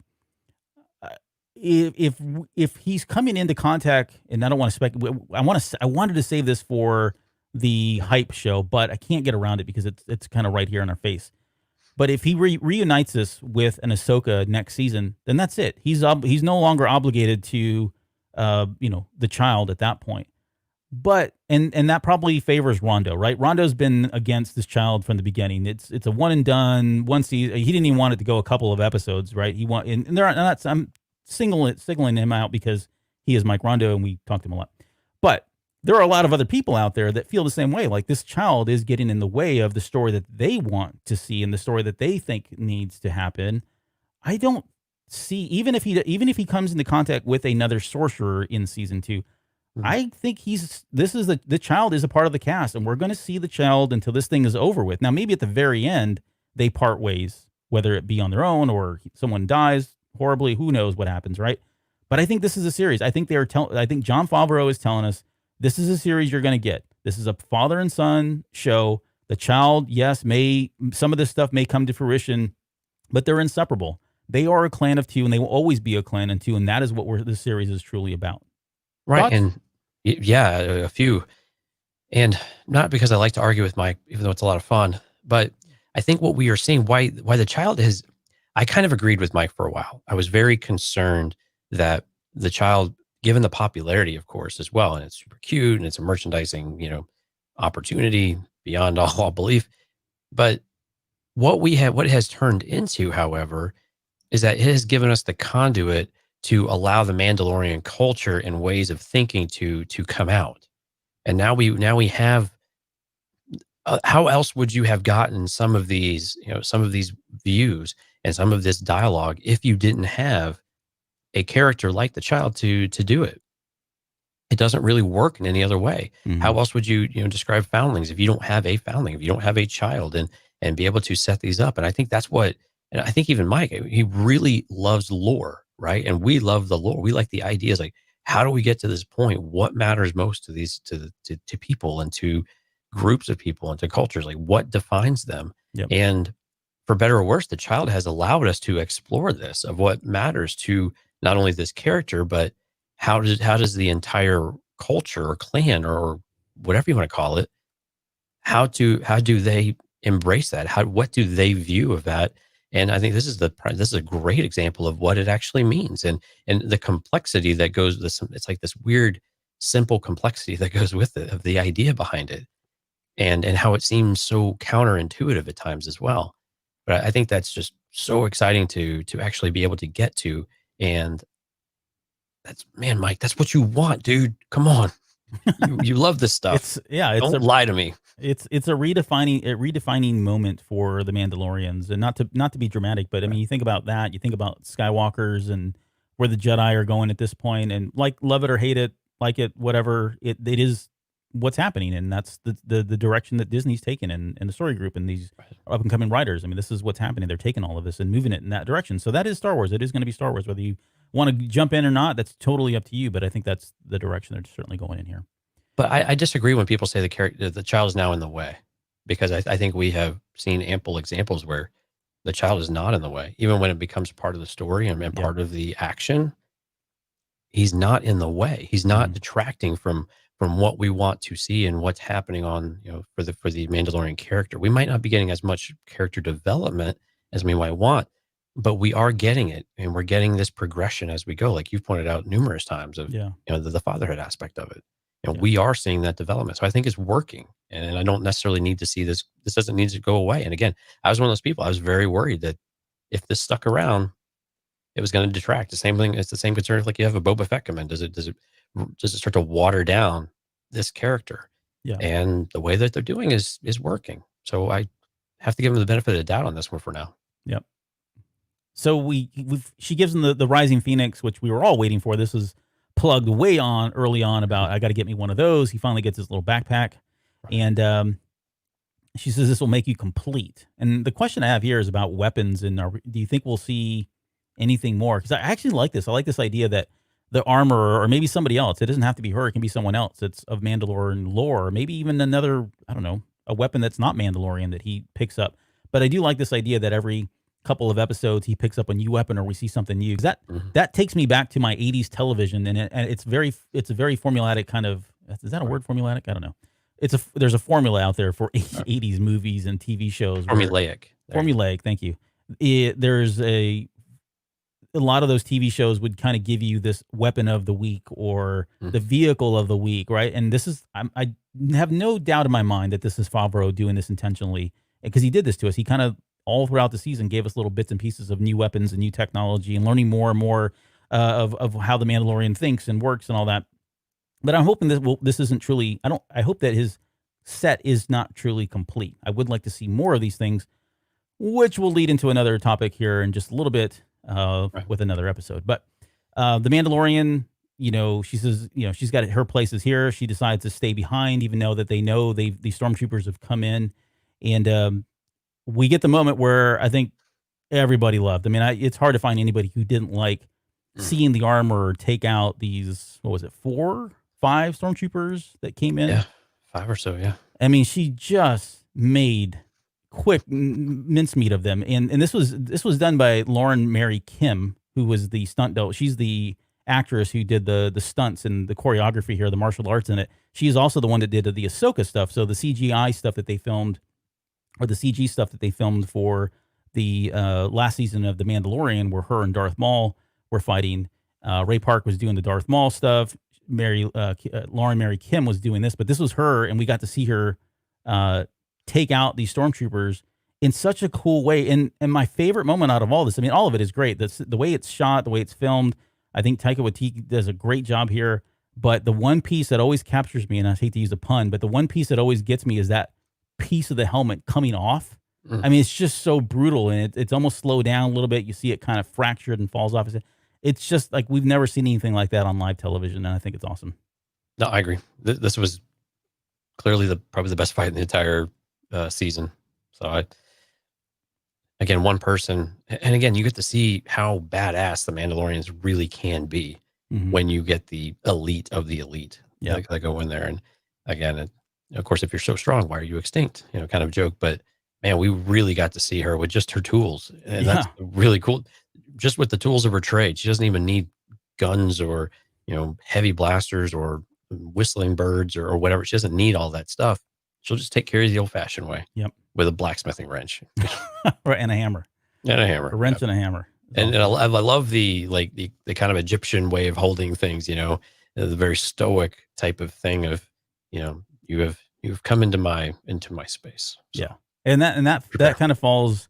It's more. I know you said Egyptian, and I get that reference. It's more of like the samurai, right? This is more of the throwback to the old samurai ways. She's sitting there in Seiza, which is a kneeling position that the samurai would sit in right before a battle, meditating, thinking about her every move, contemplating how things are all going to play out, knowing that this was coming imminent, and she executes on everything she'd been thinking about. That's all right out of like old samurai movies and anime and stuff like that. So exactly, it's more the visual of it. Looks like the scepters and whatnot. Oh yeah, I get what you're saying with the tools like that.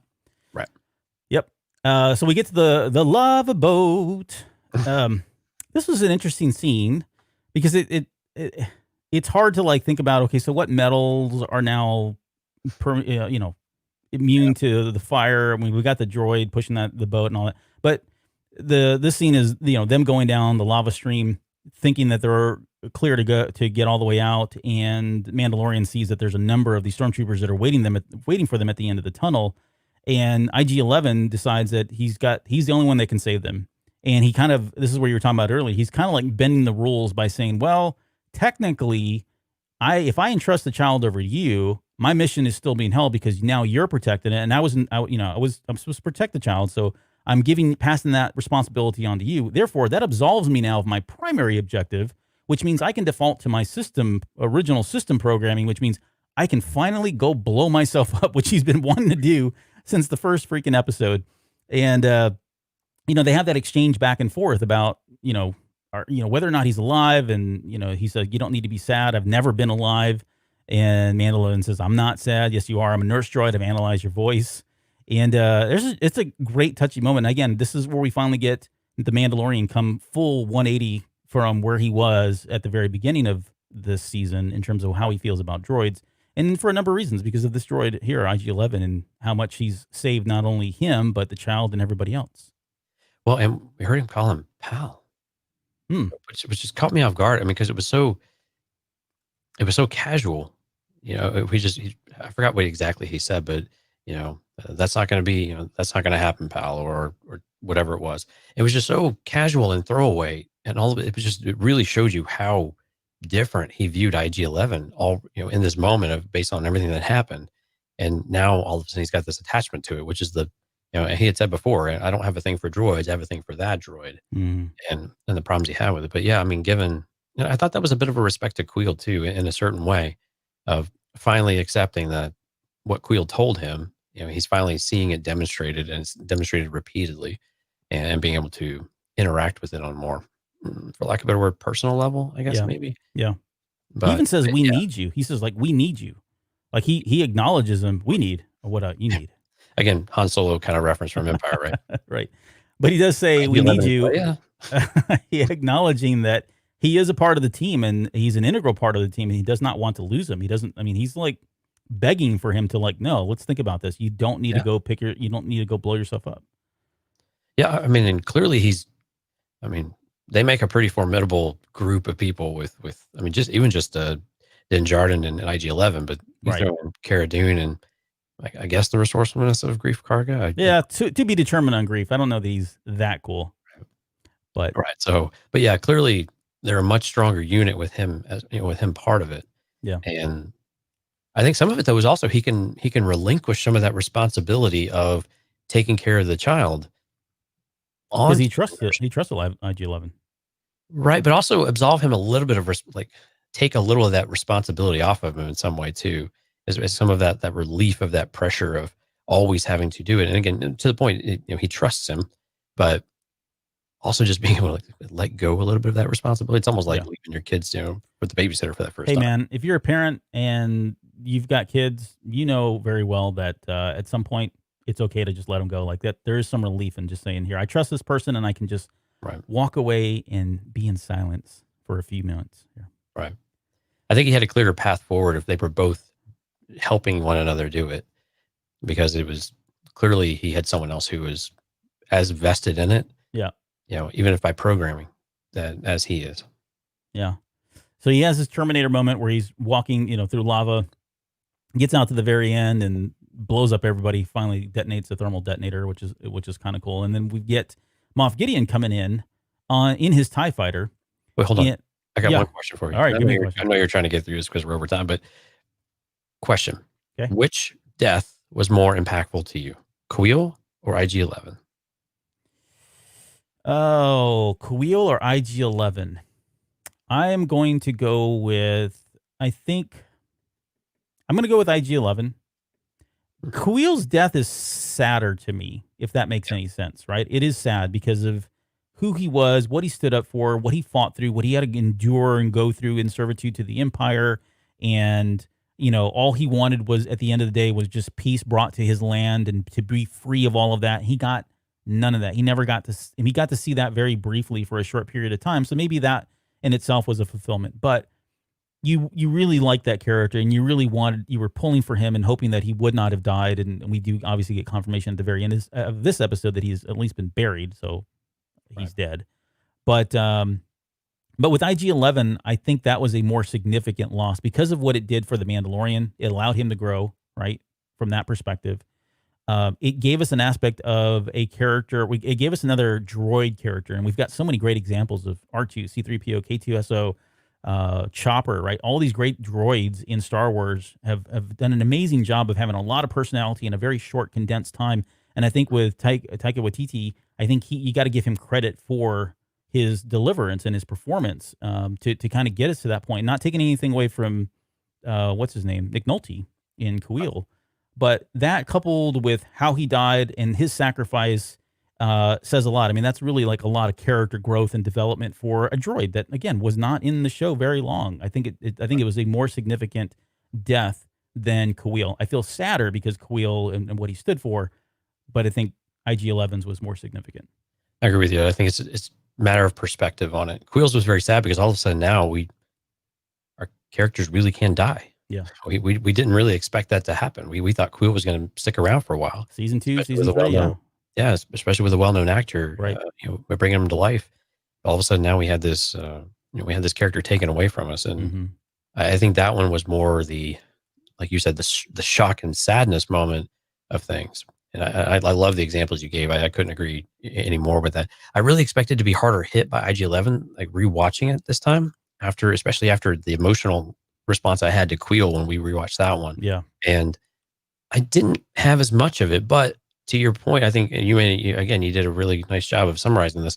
It was more what it enabled in our other characters of what we're able to see. And I agree with you, Taika Waititi's performance really in the writing in particular, and Deborah Chow in the last episode, and of course this one with Taika Waititi in the directing. Yeah, I think the way that they framed that character up and the way that they were able to position it, for, like you said, to be able to give this arc to a character who's really only been in 3 episodes for the most part, to be able to do that and make you care and make the other characters care is pretty incredible and a testament to both the writing as well as the performances and how they just fit it all together. But I just thought it was an interesting question I wanted to ask you. Yeah, and the other part of it. What's that? Which one pulled at the heartstrings a little bit more? Yeah. The other part of it is with his death. I mean, like and it just kind of plays into the sadness of Queel's death. Like, what is his legacy, right? What is Queel's legacy? It was IG-11 up until that point, that he had done something, he had created something, reprogrammed something, used, skills that he had got under, slavery to the Empire and was able to apply those for a good purpose and protecting the child and all that. And now that's gone. So that, I mean, it even paints a more morose story of, if you will, on Kuiil's life, but he has no legacy at this point too. So again, it is the sadder story, but it is the more significant loss. I think is definitely IG-11 here. Right. Okay, so he's so where were we? Oh, so Moff Gideon comes flying in. We finally get to see the Rising Phoenix. This whole sequence is like, again, right up there for me in terms of the action sequences. It's right up there with the armor and what she does. I like this one just a little bit more because we get to see the Mandalorian be a Mandalorian and do things that we've never seen before. We get to see things that we've never seen before, maybe in Rebels, maybe in the Clone Wars, but again, live action. I mean, this is great stuff. And we don't even see this kind of stuff in the movies. Like the closest I attribute to like a very small moment in Empire Strikes Back that is still one of my favorites. And Luke Skywalker using the cable to shoot himself up and then pulling out the lightsaber and throwing the thermal detonator there and then dropping it and not blowing it, right? I mean, that's a one person attacking a vehicle of some sort. This is another example of it. And I have it up there with me in terms of favorite moments, but him jumping straight up, firing the cable, and that whole sequence, the way it's filmed, the CGI is great. The music is great. If you can turn that up and listen to it, it's the way it's cut, right? All of it, I think, is just great stuff. You get to see Moff Gideon in the cockpit, the noises we hear, all the familiar sounds of the TIE fighter and the detonators and everything. It's just great beginning to end. But I think it's smart. I think it's the Mandalorian showing that, yeah, I am a one-man army. And, Grief Karga gives him credit for that a little bit later. But thoughts on this final scene? I know we've used it as a background for your backdrop tonight, and I used it for the show notes or the title card for the show because it is just one of my favorite moments in Star Wars, honestly. Yeah, I mean, again, another great action sequence. I mean, how cool is it we get 3 of these things in one episode where you could, like, any one of these action sequences could easily be anyone's favorite for the entire series and for even some of the movies, presumably, potentially. I mean, how neat is that? I'm not going to regurgitate a lot of what you had because I agree in so many different ways. Yeah. I think one of the things I wanted to ask a little bit and dive a little bit deeper into is, so we have the Phoenix, right? When the armorer gives it to Din Djarin, she says that over time, as he completes his training, it will respond to him, and they will basically, it's almost like a living thing, and it will learn to respond to him and things like that. He seems to, I don't want, maybe master is probably the wrong word, but he seems to, get acclimated fairly quickly, to it. And it was asked to me of, like, how is that possible? Like, is this another, where people have had criticisms of Rey, where all of a sudden now she kind of instinctually can do a lot of these things. We know that Din Djarin has had some level of training, and he's done some early, I forgot what it was exactly, but whatever the first stage of it was, he had completed, right? But we see him, get acclimated pretty quickly to where he can again take on a skilled pilot and TIE fighter. But did any of that kind of rub you differently, or how did you reconcile that in your head of, is this just a Mandalorian thing where they have this innate ability and skill, to adapt to new weapons and new things? And again, this is part of their culture, I think, too. It can't be discounted. But I wanted to get your thoughts on some of that. Well, I would say that if you go back and watch that sequence again, he's not flying, folks. Sorry, he's not. He is going for a ride. Like, the only thing he does, again, he has some training. He probably knows how to fly up, right? So got to give him the credit, give benefit of the doubt. He knows how to at least get up in the air. Now, whether he can do all the fancy stuff that we see the Mandalorians do in, like, the Clone Wars or in Star Wars Rebels, he is nowhere near that. But it doesn't take a lot of effort for him to at least shoot himself up straight up into the air, fire his cable, and then he is just going for a ride. I mean, he's getting pulled. He's not flying. He's not maneuvering this thing in any way. He is being towed by this TIE fighter, and he uses the cable to pull himself in, not the jetpack, right? He retracts the cable into himself, pulls himself close enough to the wing, and he's still holding on. He's not flying next to it. He's not doing any kind of dog fight maneuvers or anything. He's literally holding on to that wing, praying for life, trying to get those detonators on there to blow the wing off of it. And once he does, he lets go, and he's in a free fall, right? He's free falling until he gets to the very end. And you look, he doesn't even fire his jets until he's just about ready to land. He at least fires them to give him enough thrust to counter the gravity in his fall. Right. It wasn't the graceful landing. It was another happy landing, I suppose. But yeah, I agree. I think that's where I saw it again, uncontrolled type of free fall, and towards the last moments was able to get it somewhat under control, so that he was able to drop safely, Right. if a bit ineloquently. Yes. Yeah. But And yeah, no, I think that's a great I've point. heard the criticism too. Honestly, I've read that on Reddit, and some other people were asking the same thing. Is he, how does he know how to do all this if he's never had one since he was a child? But again, watch it, you'll see he's really not in control there. He is a I agree. puppet. I think that's a great observation that these are very crude skills that he's shown, Yeah. and he's not mastered anything. So yeah, great points. We get at the very end here. Grief Karga says, "Hey, that was amazing. Looks like your guild rates have just gone back up." And he's kind of already thinking ahead. And Grief Karga is already thinking a couple steps ahead here, right? I'm going to rebuild Navarro. I'm going to ask Cara Dune to come in and be the muscle. But she says she's got clerical concerns about her chain code.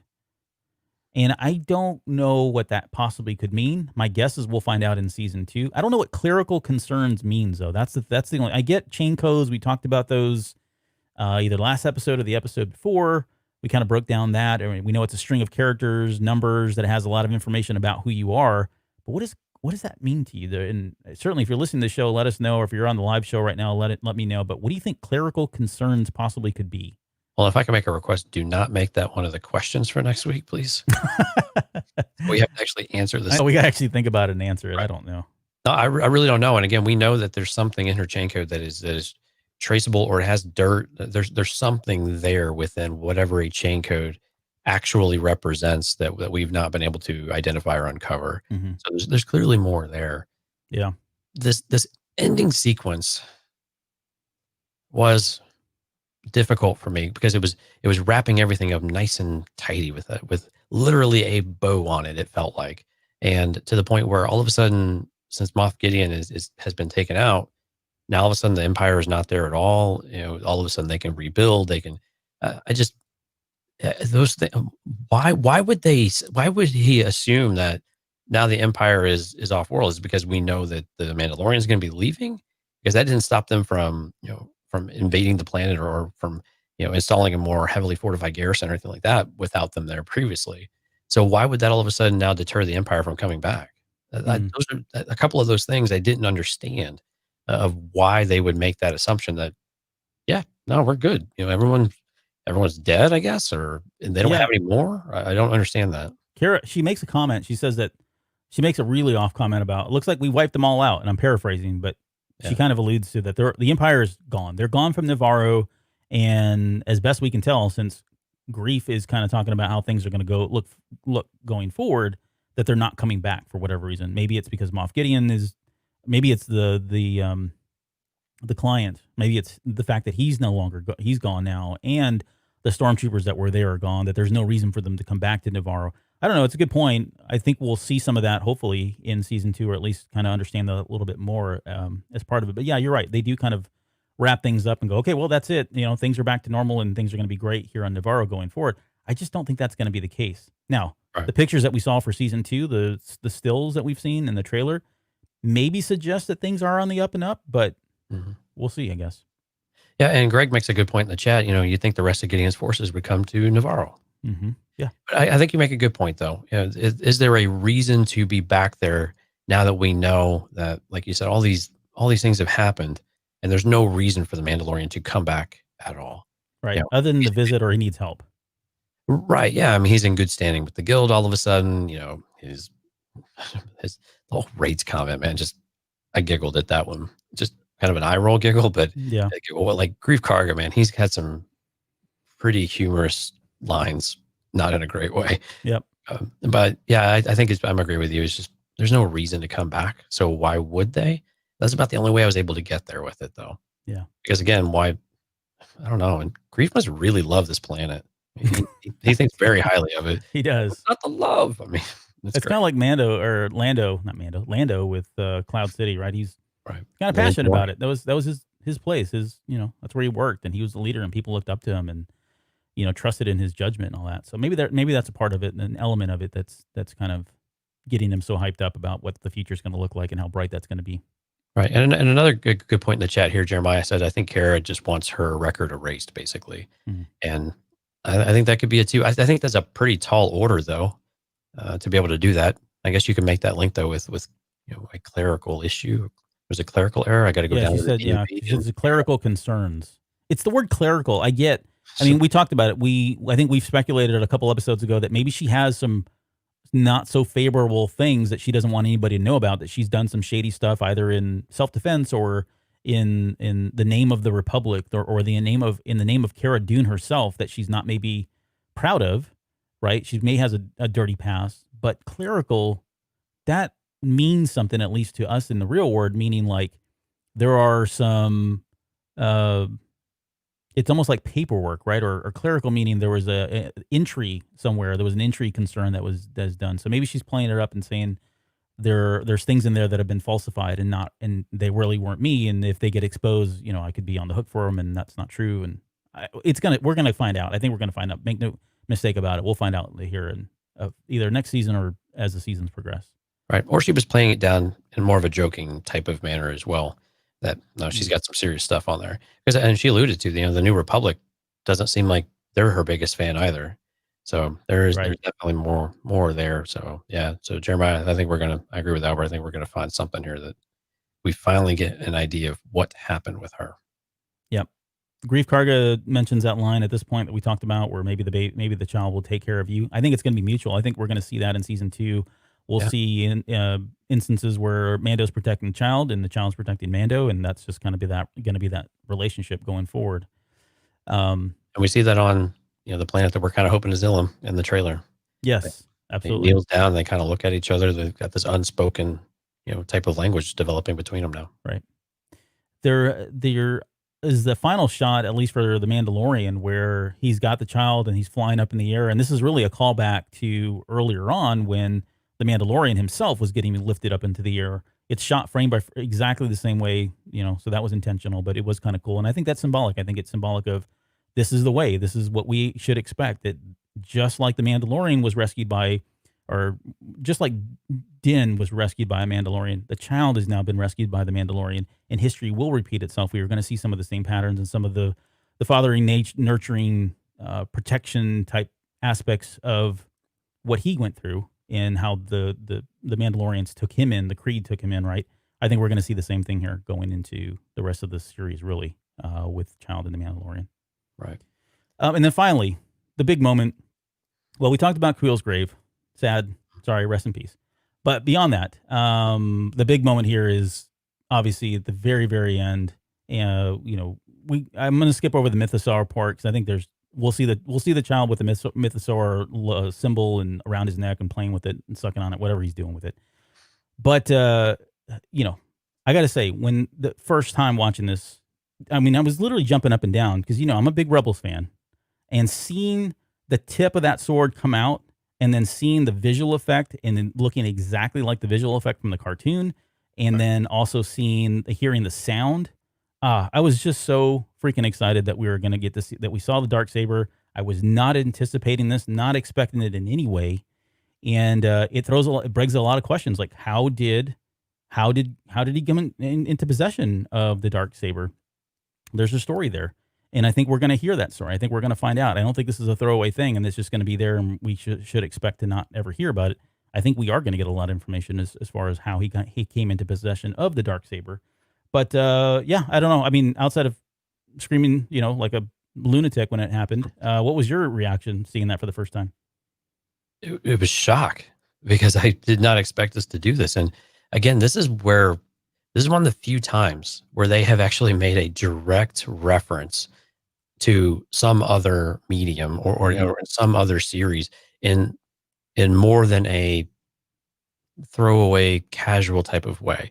Like, this is meaningful. Like, he is actually using it to do something, and it is central to his escape of it, to where you cannot take your eyes off it. It is not an Easter egg.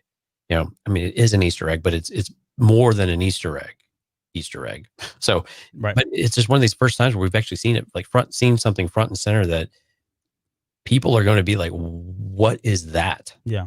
Someone needs to tell me what that is. And then all of us are like, we're the cool people now. We're like, oh, no, introduce you to all this content over here because it's amazing. And the history behind it and what it actually means and the lore behind it and the journey that this saber has gone, over these years of this content that you and I have been, just devouring, over and over and over. And of course, a lot of folks listening to this would, so it's great that we actually have this direct tie now of something that's, in multiple different things that we can come back to and say, here's the history of this thing, Yep. at least some part of it.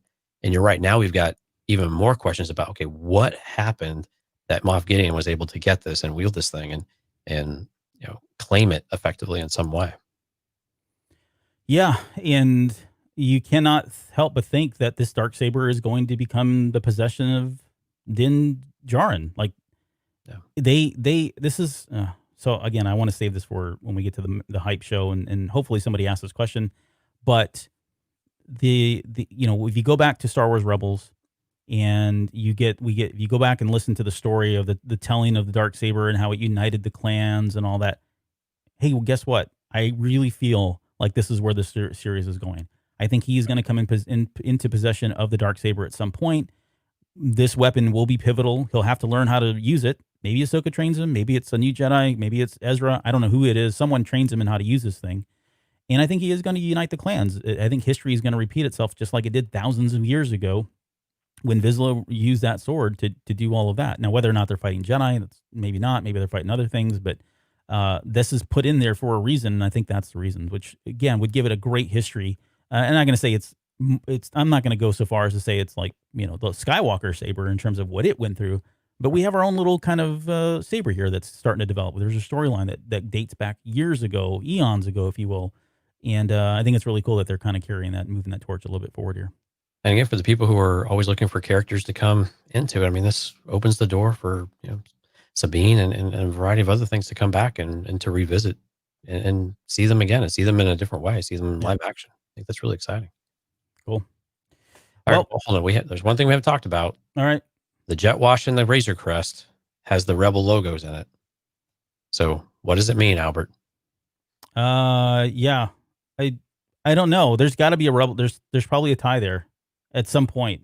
And you got to think that there's a lot of things that I think that in The Mandalorian have already surfaced that tie back directly into Star Wars Rebels. So if he marries those two more than we've seen so far, I'm going to be just ecstatic. But I don't have a good speculation at this point right now. Well, I'm just talking about the Rebellion logo. I mean, we get the Rebellion logo in the Jet Wash. I'm like, okay, is this a categorical change of how we view him? Like he is now a good guy type of thing? Yeah. Or is this a shift? Or was it just a, hey, we're going to sneak it in there. We're not really going to hide it all that well though. And for fun. Yeah.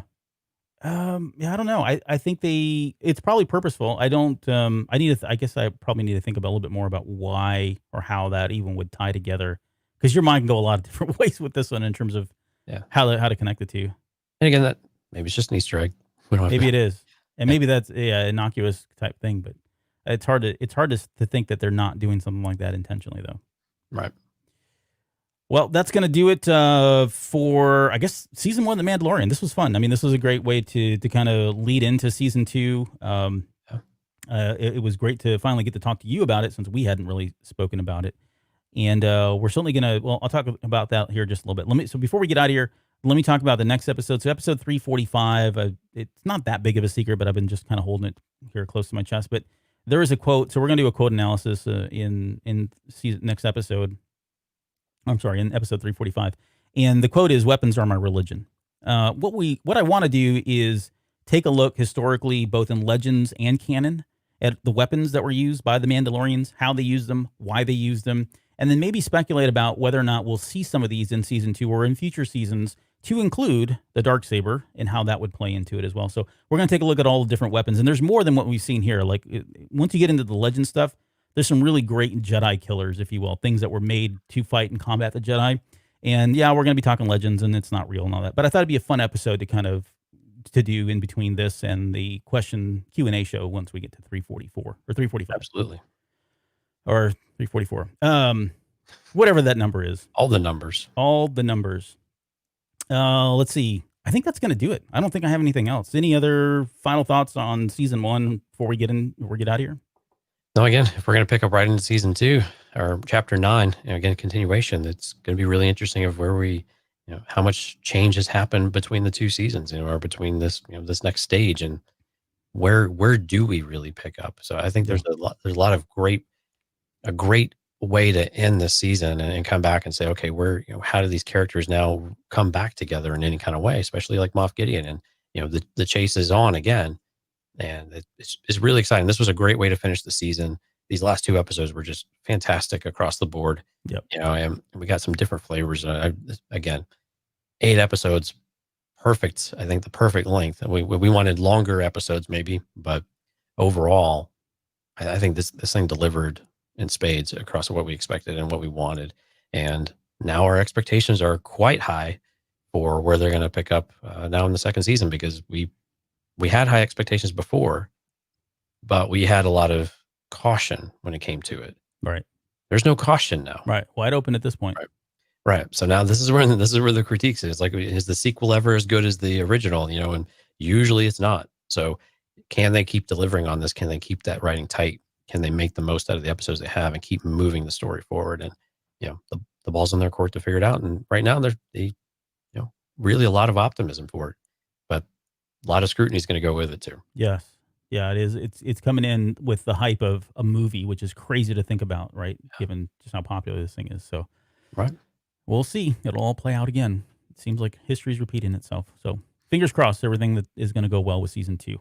So that'll do it for this episode. I do want to just, again, quickly plug next episode, 344. We need your questions. So if you're listening to the show, send us an email, get on Twitter, Facebook, whatever it is you need to do to get us a question. Come into Discord, text us or call us to the phone number that'll be in the show notes.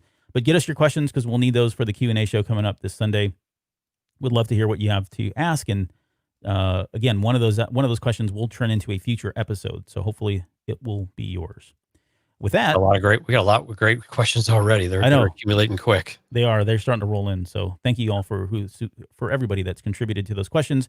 And if you were here with us tonight, and I know there were some questions that I passed, I did that intentionally because I was taking a screenshot. So I'm going to use and roll some of those into the Q&A show as well. So if you didn't hear your question answered on the live show tonight, chances are I'll put that into the episode, the Q&A episode this weekend. And again, come out for the live stream. We have lots of great commentary going on between everybody that's showing up. We have a few new people and a lot of regulars. So, check us out. Trying to stick to Sunday nights for the most part, but every once in a while we're going to bounce to a Tuesday. So we appreciate the flexibility, but come watch us, interact with us, and you hear us kind of talking about it as we go. And it's a lot of fun seeing those live responses, and then we can work it into what we're talking about, because sometimes we don't always think about we don't think of everything. So it's great to have this, and it's always a chance to come in and be part of it as well. And it's a lot of fun. So join us out on YouTube, Facebook, Twitch, whichever service kind of floats your boat. Yes.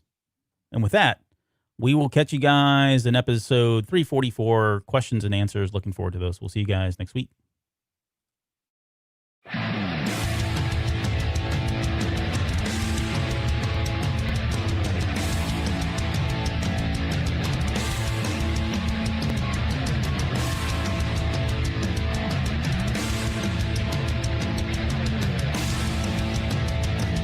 You're still listening? Wow, that's amazing. Well, I'm here to give you the disclaimer. Normally we do a big, long, drawn-out disclaimer thing saying what's what and who's what and all that other stuff, but I think you guys kind of know that Lucasfilm and Disney have no affiliation with us at all, and we have none with them. We talk about Star Wars, which is their property, and all that other good, fun stuff, but I think you can tell which is our stuff and which is their stuff. If you can't, well, then send a lawyer to send an email to me, and I'll be glad to chat with them. Other than that, you know what's what, so that's your disclaimer.